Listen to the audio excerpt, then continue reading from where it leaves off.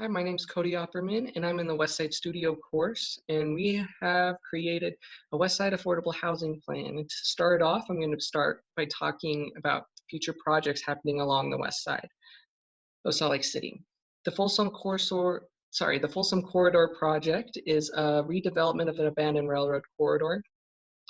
And what that does, it creates a more immersive and interactive experience with the Jordan River. It creates a more of a pedestrian-oriented area. The Utah State Fair Park is going to be an open public market that's going to be open year round. This also creates another immersive experience with the Jordan River. The Congregation Spirits is actually going to be the first distillery in Salt Lake City since Prohibition days. The Spark project is transit-oriented and mixed-use development that's going to be located on North Temple near Track Station. The motel on 1500 West is called the Overnighter Motel, and the city is actually looking for developers that would reserve 50% of the units for people that make less than the 60% area median income. And the sixth project is going to be the NeighborWorks project called the Euclid Corner Townhomes, and their plan is to develop 16 units of townhomes located on the west side of Salt Lake City. The second slide is going to talk about a site analysis project, the environmental transect. What environmental transect is that it is, what it does is it's like a transition between the natural environment to the built environment or vice versa. And as you can see in the natural zone, it's kind of like your pristine nature. And then once you get into the rural zone, you start to see some developments such as ranches and single family homes. With the suburban zone, you get your single family homes and multifamily homes, but they're increasing in density. The general urban zone is going to be also single family homes, more densified, multifamily homes densified, and then you're going to start seeing like duplexes, quadplexes, and small apartment complexes. The urban center zone, you're going to be seeing large apartment complexes and large businesses coming into play. And then your urban core zone, you're going to see like your skyscrapers, your extremely large apartment complexes, hotels, and businesses. And then the third project was a neighborhood change project. I did the 13 socioeconomic indicators that would determine gentrification, and the years that I chose were 1990 to 2018. And for all 6 of the neighborhoods, such as Poplar Grove, Jordan Meadows, West Point, Fair Park, Rose Park, and Glendale, with the research that I did off of the US Census on Social Explorer, the community typology said that there was no change from 1990 to 2018. And that was off of the data off of US Census. We actually presented this in front of the Westside community at the Westside Coalition meeting. And when they came and talked to me, they actually said they've experienced the gentrification. So it's just kind of depending on where you get your data from and the outcome that brings about it.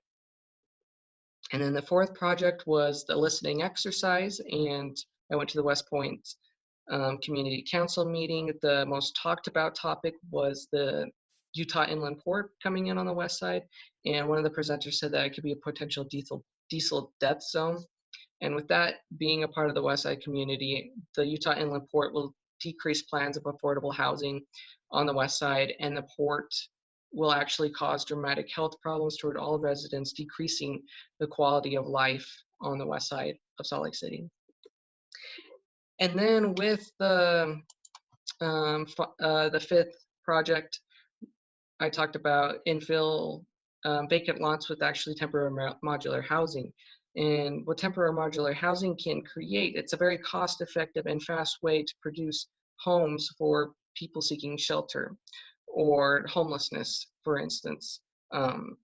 There's actually a community in Los Angeles, California called Homes for Hope, and they can actually create a community for these people in 6 months versus waiting for affordable housing and subsidized housing to be created within 3 to 5 years, which is actually pretty remarkable.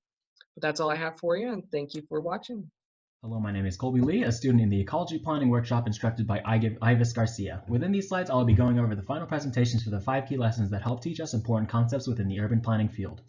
The topic slides that I'll be presenting today will include a timeline of United States housing policies, a material and design analysis of the Salt Lake City's west side, a subsidized housing analysis of the west side, and a community meeting overview from the neighborhood of Rose Park.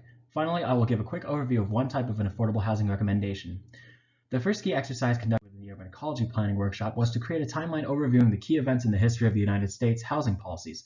Notable events and dates that serve importance even to this day include the HUD Act of 1965, in which the Department of Housing and Urban Development, HUD, was created in order to greatly expand the federal housing programs and funding to housing projects. Another date was the tax reform of 1968, in which the Low-Income Housing Tax Credit, also known as LIHTC, was created. This subsidized government program gave a dollar-for-dollar tax credit incentive to planners and developers to create and develop affordable housing. Looking back at this timeline, there are a couple of key essential dates in which policies and acts were enacted. Many of these policies served as the basis of, and still to this day, the fundamentals for a lot of the key concepts in this class, such as affordable and subsidized housing. Looking back at this exercise, this was a perfect first exercise for me as it served as the primer for the materials covered in the rest of this course. On to the next topic, materials and designs of the west side. Within this exercise, I was tasked to create a quick summary and analysis of the style, materials, and patterns of the buildings in the west side. This exercise opened my eyes to a lot of things within the urban planning field. At a first glance, it would be hard to gain any information by just looking at the overall look of a building. But when I looked at certain elements, such as the facade, the roof, the doors, the walls, the variability of textures and structures, I began to see a pattern or theme shared between the buildings on the west side. The reason for the familiarity shared between the buildings on the west side is a direct result from the TSA, or Transit Station Area Development Guidelines. These guidelines helped create a sense of place and shared identity within the west side buildings. The next exercise was to do an analysis of the subsidized housing units found in the west side. This, in my opinion, was the most interesting and most complex of the exercises that I had completed. This exercise required a high amount of data gathering and analysis of a topic that is important in the field of planning, which is affordable housing. In this first slide of 3, we will be looking at a map of subsidized housing units and a map of housing under the Local Trust Fund of Salt Lake City. Here we also see a comeback in the concepts I covered a bit earlier, which are the Low-Income Housing Tax Credit, LIHTC development, and the Housing and Urban Development, HUD. Within the map of the west side, I found on record a total of about 17 affordable housing developments that fall under LIHTC and 4 developments that fell under the HUD housing, which is a federally subsidized housing. On the Local Trust Fund map, we see there are 7 properties listed on record under the Salt Lake City Local Trust Fund. It is important to note that the Local Trust Fund is separate from other federally subsidized housing programs, as the Local Trust Fund is procured and funded by the City of Salt Lake itself. Looking further into the subsidized housing developments, I looked for a few criteria that I could observe and analyze. I ended up looking for a few notable patterns and traits found in a variety of subsidized housing developments on the west side. First off, for the construction, I noticed that there was a noticeable disparity in the amount of new construction compared to acquisition and rehab types of housing. This could imply that the city is focusing on newer constructions rather than renovating and reclaiming already built or vacant properties and buildings. Onto the aspect of target populations, 45% of the affordable housing properties target specific populations. Of these categories, target populations, there are elderly, handicapped/ADA, homeless with care worker, homeless without care worker, and developmental disabled. Handicapped populations seem to have the most amount of subsidized housing available to them. However, developmental disabled and homeless without care workers have the least amount of subsidized housing available to them. This could imply that these populations have fewer opportunities and options to find affordable housing. Many of the affordable housing properties offer a mix of subsidized and non-subsidized housing on their property, which is also notable among trust fund developments. This means that many of the affordable housing properties offer affordable housing in addition to their regular units. Overall, there is an extremely high return and growth rate for the potential of LIHTC investors, which is beneficial in getting more developers and investors to construct new affordable housing properties. On to the fourth topic, which was a listening exercise, was enjoyable as it directly exposed me to the most important aspect of the community, the people. In order to complete this exercise, I was assigned to attend and listen to a community meeting in the community of Rose Park. It was here that I was able to get a first-hand insight into the solidarity of the community and the shared values of community participation and awareness. We also got a look into the different types of neighborhood associations, such as Fundamentals and NeighborWorks Salt Lake, for promoting solidarity within their community. Finally, we will move on to a final exercise, which is our housing recommendation. In this assignment, we were tasked to research and analyze a particular type of housing policy that is used today. I chose to research the implementation of a mandatory inclusionary housing program called the IZ program in the Transit Station Areas, TSA, of Salt Lake. An IZ program essentially requires developers to include affordable units in the new residential developments, usually 20%. Currently, Salt Lake has been researching this program as it is a relatively new method which not many cities have currently used or adapted. As far as the pros and cons go, it has seen success in cities such as Oakland and Washington, D.C. These cities have seen the program develop a large number of affordable housing units under this plan and potentially increase the land value. However, it must be said that this program has been used in very few cities, so these results should in no way be the deciding factor whether or not to use these programs. The program has also been met with a lot of backlash from developers and investors, as they are the ones who are being essentially forced to comply with IZ programs. And not only that, they have to foot the bill for these programs as well. So that was a very quick look into our semester of the Ecology Planning Workshop. Thank you very much for listening. Hello, my name is Miso. I am one of the CMP students at the University of Utah. For the Westside Studio project, we were told to do the following assessments. We started with a historical timeline, and I chose to do an affordable housing development in the west side of the Salt Lake City. There were lists of affordable housings on the assignment instruction, and I found the information on the PoliceMap website. Most of the affordable housings were funded by low-income housing tax credit at 60% area median income. Additionally, affordable housings that I found are mostly targeted for elderly, homeless, or people with disabilities. What we did next was site analysis. For this assignment, I chose to do walkability. I looked up walkscore.com to find out how walkable the area is. Fair Park has a walk score of 52 out of 100.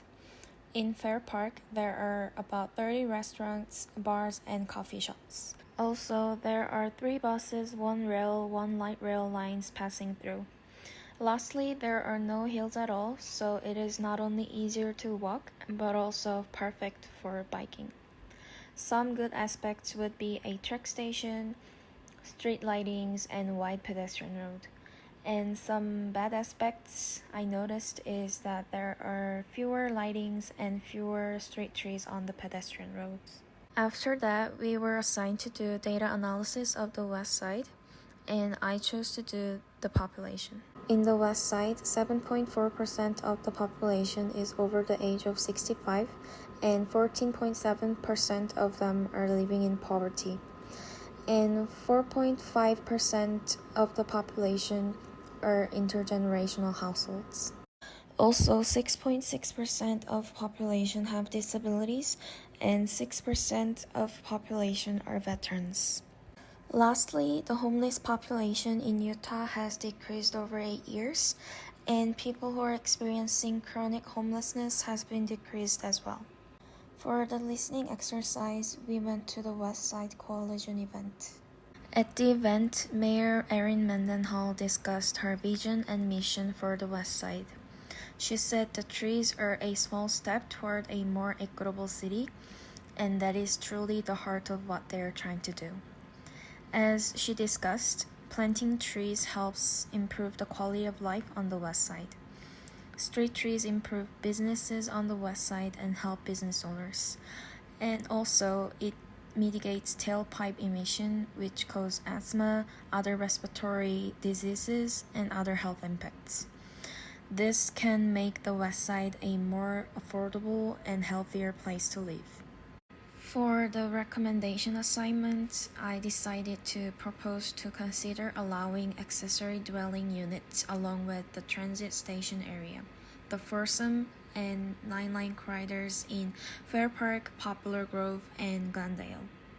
An accessory dwelling unit is a complete secondary residential unit that can be added to a single-family residential lot. Accessory dwelling units along the transit station area not only solve a housing shortage problem, but also provide affordability by allowing people to have easier access to public transportation and provide accessibility by creating a socially and economically integrated community that gives opportunities to lower income residents. Also, they provide sustainability by promoting people to use public transportation. And lastly, they provide healthy communities by promoting active transportation, which supports health and wellness to the West Side neighborhoods. Thank you for listening. Hi, my name is Dimitri Kourtidis, and I'm a senior at the University of Utah, major in urban ecology. This semester we've been studying the West Side, in particular the housing and the rental situation, and I'll be presenting to you some of the data that we've collected this semester. First slide We saw the history of the unsubsidized housing from 1911 to 2020 on Salt Lake City's west side areas of Rose Park, Poplar Grove, Glendale, West Point, Fair Park, and Jordan Meadows. The older subdivision is located in Rose Park, and some of the newest and more expensive buildings are located close to the I-15 freeway corridor. The housing varies greatly from modest mobile home parks to more expensive apartments in newer developments. Most of the owner-occupied homes are located in the Rose Park area. Rents vary greatly depending on the area and the condition of the building, with rents varying from $600 at Jordan Meadows to $3,000 per month at the Getaway apartment complex. Now in this slide, we present some of the socioeconomic and built environment of the same West Side areas as previously shown. The West Side is extremely diverse in immigrants and nationalities, the majority of the people being Hispanics. They're very socially involved in their communities with festivals, markets, and assistance to students after school hours, which is very much needed, especially with immigrant children. There are some polluting industrial sites, such as the power plant, which are not very desirable. The TRAX line, which runs on North Temple to the airport, is an asset, but redevelopment around this area has been rather slow. The Jordan River is an excellent area for pedestrians and bicycles to enjoy the nature. Overall, the West Side is socially involved in their own communities, with each community having its own citizen council meeting every month. And this is a poster that we presented at the West Side Coalition meeting on February 19th, 2020, and it describes the affordability of both rentals and home ownerships on the West Side. The top map shows the home ownership, with the darkest areas being the highest home ownership areas. They're shown on the right side of the top chart.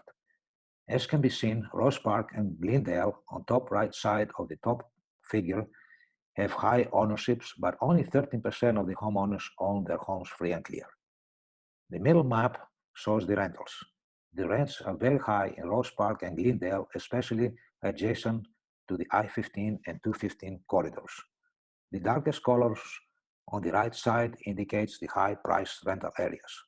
For low rents, rentals in the Jordan, Meadows, and West Point areas have the most affordable rents. On the bottom of the slide, we saw some of the data on the percent high rent burden, on the percent affordability gap as a function of the total number of affordable units in each area, and the pie chart shows the total number of affordable units in each area based on 30% or 25 to 35% of the area median income.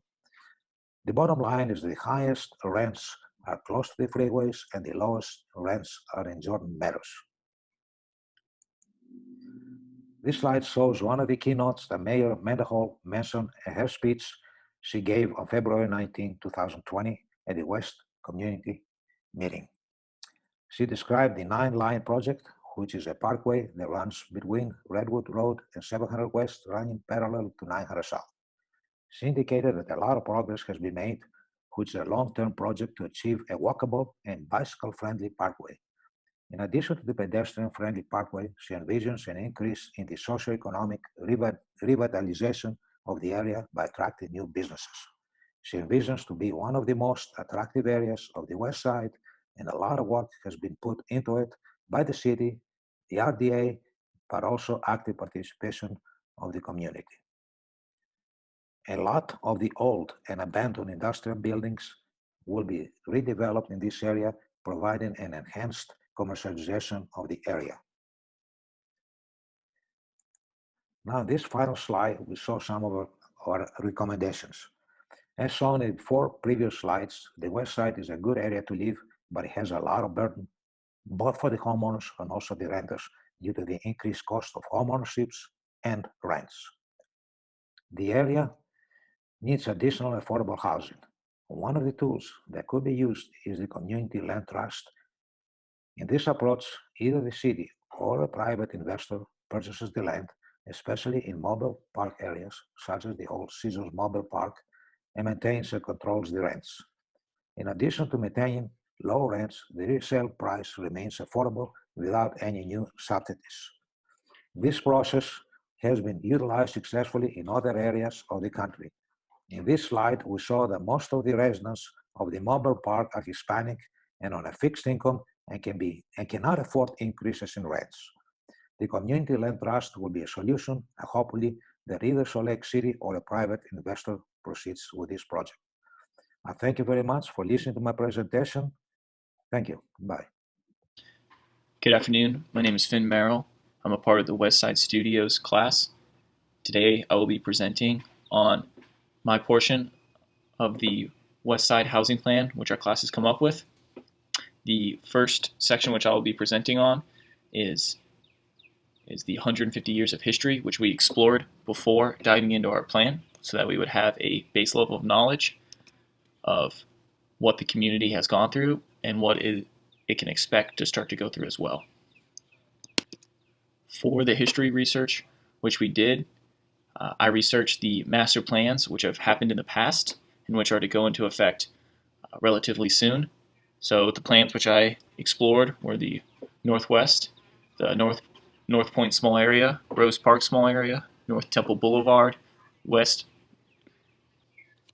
West Side Master Plan, the Master Plan for Jackson neighborhoods, the 9-line corridor, the Northwest Quadrant, the transit station area, and the growing Salt Lake 5-year housing plan.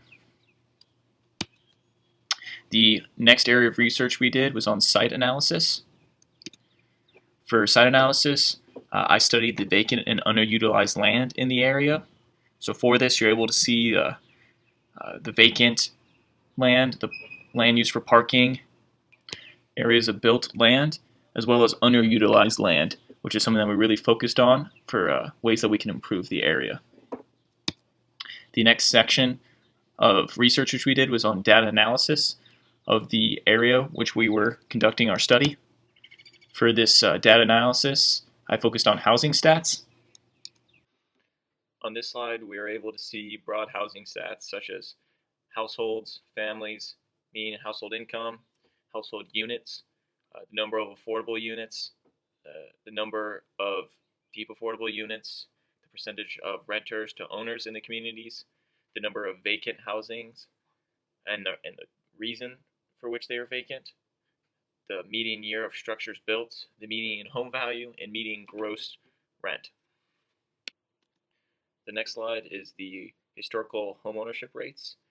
On this slide, you're able to see how in 2008 we started a decline due to the recession, and that has affected us up until about 2016, where there has been a big rise in homeownership. On the following slide, we're able to see the housing types of both Salt Lake City and our study area. On this slide, you're able to see how there are much more apartments and duplexes and on the west side than there is in Salt Lake City. On this slide, we're able to see the rent versus income over the last couple years. In the slide, you can see that the cost of rent has gone up while the level of income has stayed relatively the same. This data is again reflected for home values versus income. Again, in this slide, you can see that home values have kind of skyrocketed while income within the area has stayed relatively the same. To be clear, with these last two slides, these home values and renters rate versus income have been for the total Salt Lake City area and not just the west side. The following data which we collected was from the community. So for this exercise, I went to a community council meeting to see what they were worried about. The community council meeting which I attended was the West Point Salt Lake City Community Council meeting. At this meeting, the quote which I thought was striking was, "We're building the airplane while we fly it." That's in reference to the biggest issue which they were focusing on, which was the inland port, and how they believed it was going to have a lot of negative effects on their community, and they did not believe the Inland Port Council was taking that into consideration or planning for it at all. The next section which we went over was recommendations for what we believe would help the community. the recommendation which I chose to explore was home improvement grants for Rose Park in Glendale. I chose this because I believe that it would improve affordability, diversity, healthy communities, the preservation of those communities, the sustainability, accessibility, and sociability of the communities, and in the end, help with community engagement. Thank you for listening to my presentation. I hope that the work which my team and I have done in this class will help improve the West Side in the future. Hello, my name is Sammy Garcia, and today I'll be presenting on the Affordable Housing Plan put together by the West Side Studio course, instructed by Ivis Garcia. The first lesson in the course emphasized the importance of learning about the history of a project area. I created a timeline of key community organizations that provide services to the west side of Salt Lake City.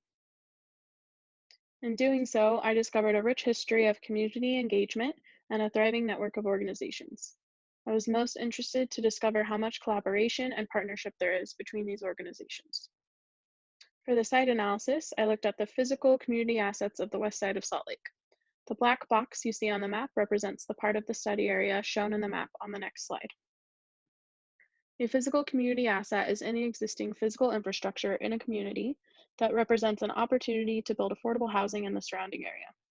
These are things like community centers, public trail systems, parks, and so on.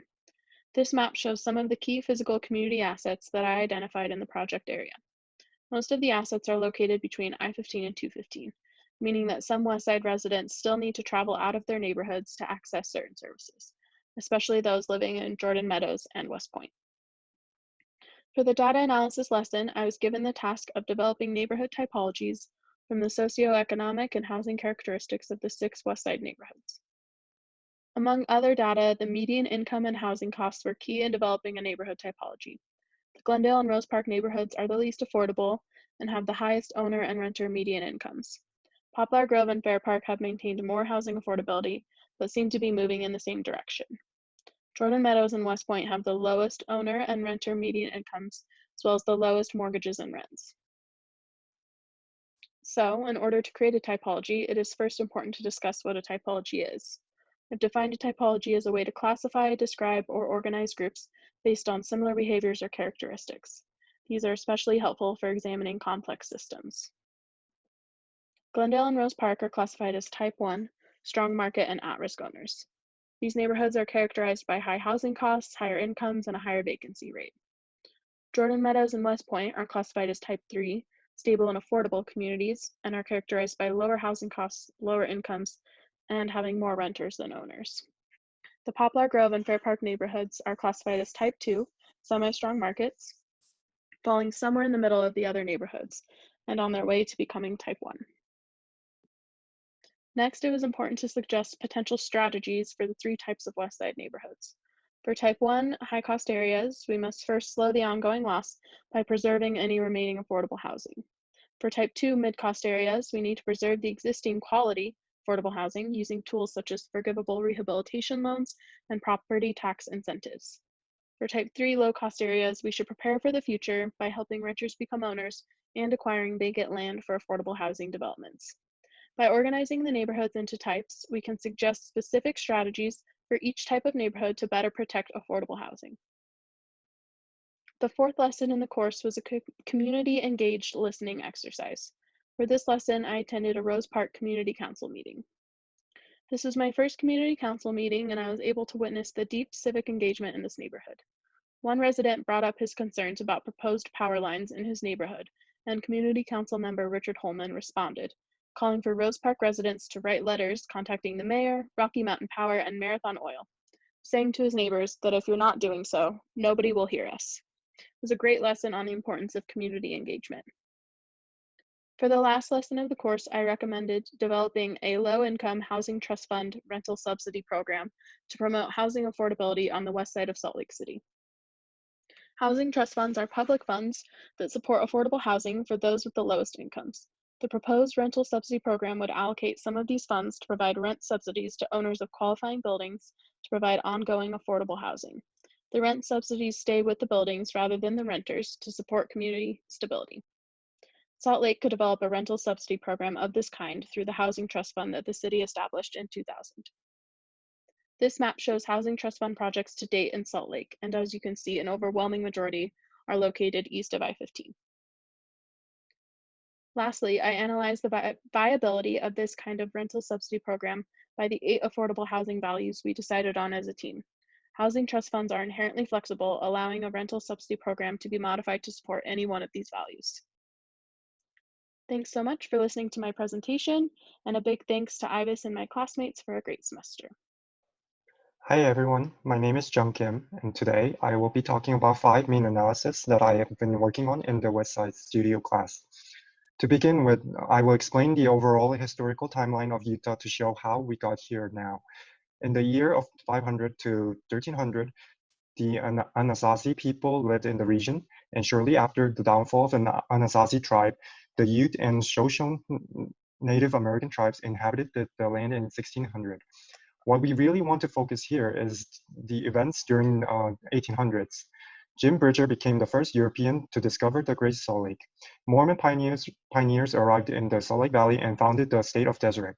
Utah became a U.S. territory as the 45th state, and the University of Deseret, which is currently University of Utah, was chartered. Afterwards, Utah created several national parks, such as Zion National Park or Bryce National Park. Next, I will be talking about the site analysis. Specifically, I worked on the scale of housing, and this is important because studying multiple housing scales reveal important spatial patterns. In the West Side, there are a lot of different types of housing. The styles or the patterns of the building differ as there are more units in one building. There are 8 different scales of housing that I want to show you here. From 1 unit to 8 units, there are housings such as ADU, single-family house, duplex, and townhouse stacked house, which has a private yard sometimes. ADU specifically is an abbreviation of accessory dwelling unit, which is a tiny house attached to a single family house, like a secondary house in the backyard. From 10 units to 100 units or above, they are mostly walk-up apartments, mid-rise apartments, and high-rise apartments. They typically have multiple stories in height, so more accessibilities are needed, such as bigger entrances, lobbies, elevators, hallways, rooftops, and many more. Next, for the data analysis, I focused on population dynamics. This is the population pyramid for the West Side. We can't see the huge change from both pyramids, but the graph indicates that the West Side total population is slowly aging from 2010 to 2018. This is the West Side population and its projections. By my calculation, using the percent change formula, the West Side total population increased an average rate of 17.4% every decade, and it will reach about 90,000 by the year of 2050. Next, we will look at the geographical mobility within the West Side area. Here, if we look at the red highlighted box, about 6,275 current residents moved within the same county, and about 948 current residents moved from different counties within the same state in the year of 2018. These maps show how all the race population, including white, African American, Native American, Asian, Latino, or Hispanic, has been growing since 1980. Despite its growth, the white population in green slightly decreased and the Latino population in blue significantly increased within the West Side area. These maps show how the Latino population in blue has been growing since 1980. The Latino population has been moving and dispersing further from the West Side, its amenities and historical communities. These maps show how the average family income in blue has been growing since 1980. The average family income changes are adjusted by inflation, and it shows where the residents historically used to live are higher income rate neighborhoods. Next, for the listening exercise, all of us in our class visited to the Westside Coalition Community Council meeting to present our work so far about Westside affordable housing plans. On the top, this quote is from Richard Holman, who is the chair of the Westside Coalition. I chose this quote because I thought it was strong enough to motivate everyone living in the Westside. The quote states that if we are a separate community trying to do the same things that we do collectively, it might not be the same volume. However, when we do it together, it makes a difference because we are all working for each other. And last but not least, for the recommendations exercise, I chose the topic of redeveloping motels into supportive and accessible housing. This may be a great plan to reduce burden for people who are experiencing homelessness, veterans, and older adults near the west side of Salt Lake City. What's more, we don't necessarily have to go outside to destroy or to rebuild something. We can simply use what is already given to us. It can not only be converted as affordable housing, but also into useful community spaces as well. Plus, converting motels into residential buildings make good business sense because they were often located near tourist destinations where people used to live or work and where there is a shortage of housing. Well, that wraps up my final presentation, and thank you for watching this video. Hello everyone. As you may know by now, my name is Trey, and I will be presenting to you my final deliverables pertaining to the 5 key lessons that were given in the Ecology Planning Workshop led by Professor Ives Garcia. This first slide shows the final timeline of major historic events that contributed to the development of the West Side as we know it today. This lesson helped build the foundation for the course as all of our research and projects were based on studies in various West Side communities. The chronological display of events in the West Side shown before you are all notably important, but some of the most influential events, in my opinion, is the establishment of the railroad in 1870, as it is one of the first physical developments that created an edge and the separation that led to many socioeconomic differences between West and East Side communities. Secondly, the Rose Park establishment in 1880 is extremely important, as it is a major characteristic of that community, as it has and continues to determine its development. All of the historical events pertaining to travel are equally important, as the airport was established on the west side circa 1930 and later enabled the expansion of tracks and the Green Line to the airport in 2013, which provide many people an alternate form of transportation as well as greater connections to get around the valley. The site analysis was one of my favorite projects because it allowed me to get into a community and make observations about a specific place. The introduction to this lesson began with the Jane Jacobs walk with the class along the North Temple corridor, which I've done before in other classes but never on the west side. This allowed me to realize the community assets in this area that we talked about prior to the walk, as well as some of the opportunities for zoning and development. This area along North Temple is primarily classified as TSA/UN, otherwise known as Transit Service Area Urban Neighborhood Transit Station. Development is meant to be implemented as infill on vacant or underutilized parcels.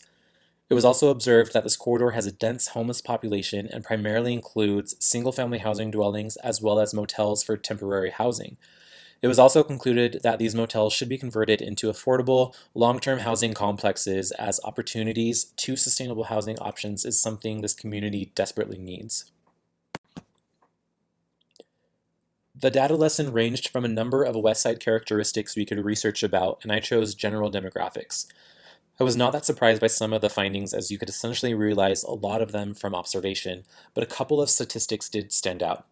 The poverty rate was fairly equal in the West Side at 19% compared to Salt Lake City at 11%. The differences in education were also alarming, as 25% of Salt Lake City residents hold a bachelor's degree compared to 11% of West Side residents.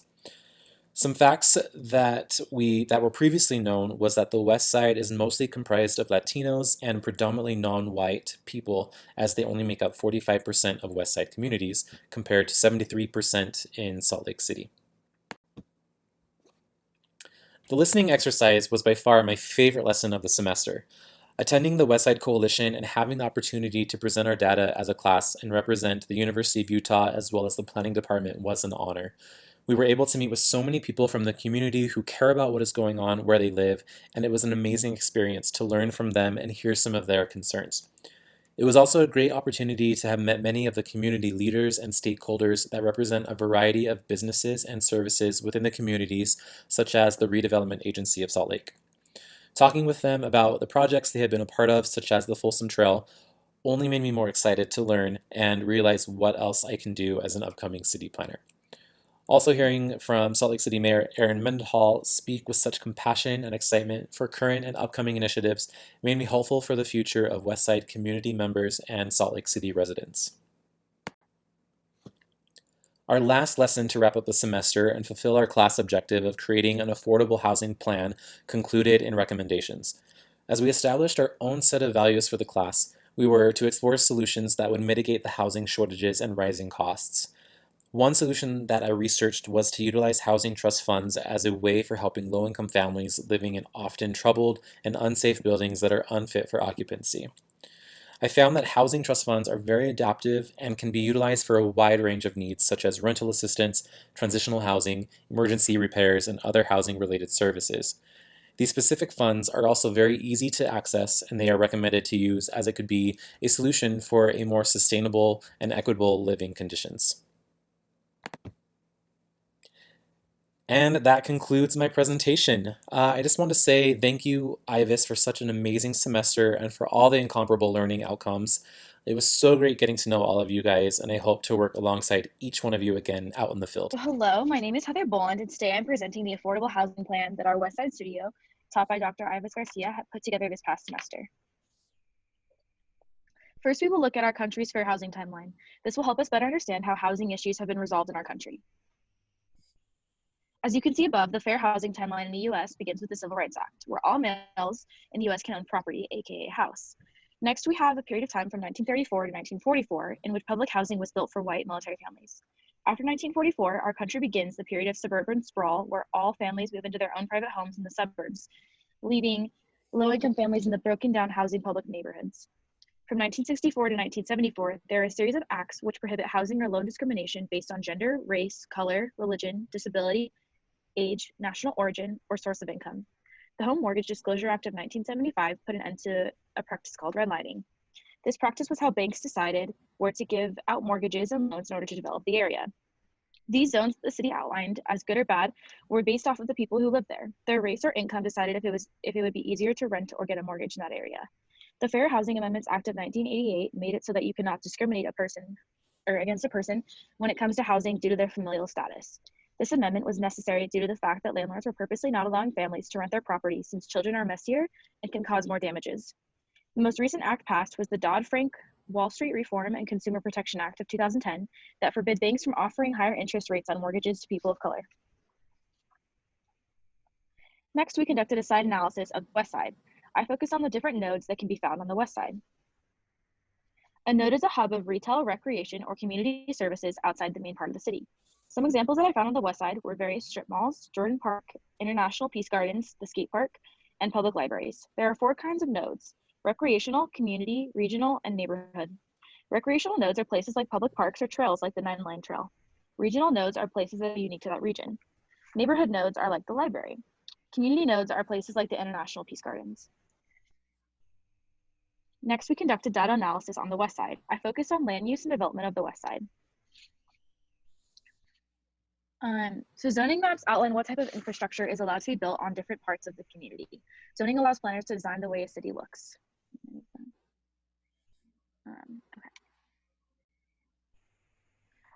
Vacant land. So the vacant land is highlighted in the purple in the image seen to the left.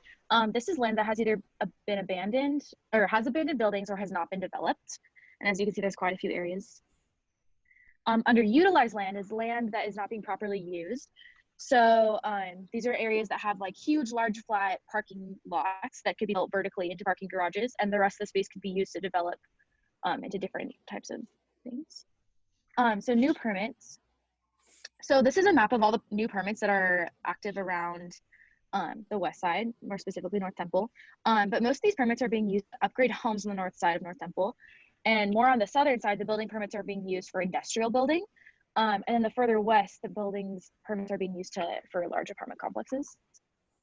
So in the possible redevelopment of motels. So currently right now, a lot of the motels closer to downtown are being used when the homeless shelters are overfilled. And so the city has been contemplating whether or not to actually purchase those motels and make them full-time shelters since they are being used so often. Okay, so opportunity zones. Opportunity zones are census tracts where developers can receive tax credits for developing in the tract. This allows areas that have previously lacked investments due to redlining to be prioritized when it comes to developing a city. And these are the areas within Salt Lake City. So then the 9-Line Plan is Salt Lake City's attempt to unite the west and east side of the city. This is a recreational trail that will allow residents to get from one side of the city to the other. There will be interactive artwork to allow each cultural neighborhood it passes through to express themselves, and it just offers a great recreational opportunity. So accessory dwelling units. So in the dark green, this is where ADUs are permitted to be placed. So ADU is a dwelling unit that is added to an existing property. So this is kind of like a tiny home in your backyard. So the benefits of this include increasing your property value. You can house friends or family. You can generate additional income, and you can add to the housing stock of Salt Lake City. So in future RDA plans, so I highlighted the North Temple area, and this area is characterized by single-family neighborhoods, industrial uses, and small to mid-scale commercial centers. This area contains vacant, underutilized, and neglected properties that have impacted the surrounding neighborhood's potential for revitalization, as I highlighted in the previous slides. The RDA recognizes that this area connects Salt Lake City to the airport and should therefore incorporate public transportation, since the TRAX line runs right along North Temple. This area should also be walkable, and facades of structures and planters on the sidewalk should be welcome to pedestrians. So next, so after conducting data analysis, we attended the Westside Coalition meeting where Mayor Erin Mendenhall spoke. This is a quote from her speech at the Westside Coalition meeting. The mayor is saying that it is important that we set up an environmental standard for this project before they begin to pollute our city even more. So she says, development of the private property in the Northwest Quadrant has been planned for many years and it will become an inland port. How it happens is the work before us now. So the inland port is a dry port that's going to be in the northwestern part of Salt Lake City over the next decade or so, right over here. While this brings jobs and people to Salt Lake City, dry ports raise an environmental concern. This port would mean more transportation through the valley, more infrastructure that could release carbon emissions, and the possibility of toxic waste being spilled into our soil and groundwater. This port could also heavily impact the Great Salt Lake ecosystem, which is right over here.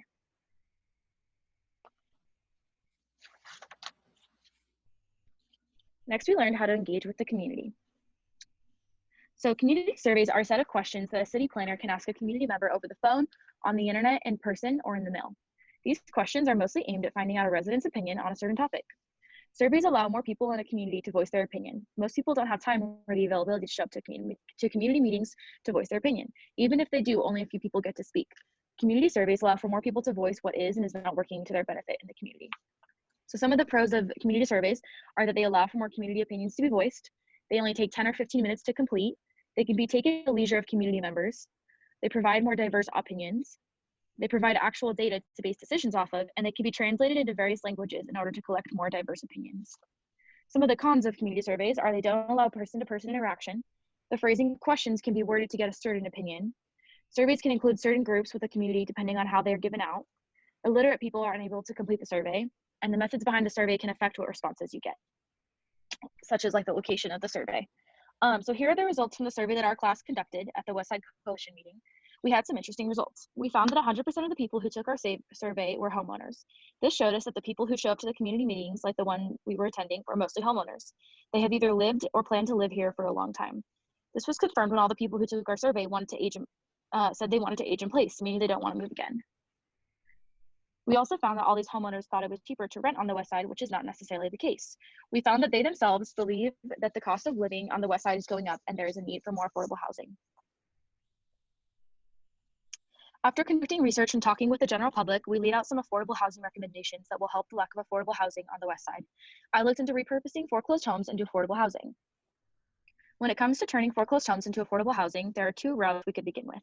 We could buy homes from the homeowner right before their home becomes foreclosed and allow them to rent in order to own the house. The second route, discussed above, is where developers/nonprofit organizations would buy previously foreclosed homes from the bank, repurpose them into livable, sustainable, and affordable places to live. We would be able to offer these homes at a more affordable price due to the fact that we would save money on construction costs and could put the saved money into sustainable appliances, which would lower the cost of utilities for families. This recommendation would bring more diversity into neighborhoods. It would also make our communities healthier and safer. Leaving foreclosed homes unsupervised in neighborhoods brings danger and possible injury. By keeping the remaining infrastructure of the homes intact, we can maintain the style of these neighborhoods instead of placing a structure that doesn't match the neighborhood. These homes could be tailored to the needs of its future residents. It could be a home for a disabled person, and therefore the home could be designed so the whole thing is ADA accessible. This project would bring neighbors together. Homeowners would much rather have a home that is occupied rather than one that is foreclosed and brings down their property value. Overall, we know that there is a need for affordable housing on the west side of Salt Lake City, and there's plenty of land and opportunity for affordable housing to be built. And that's all. Thank you.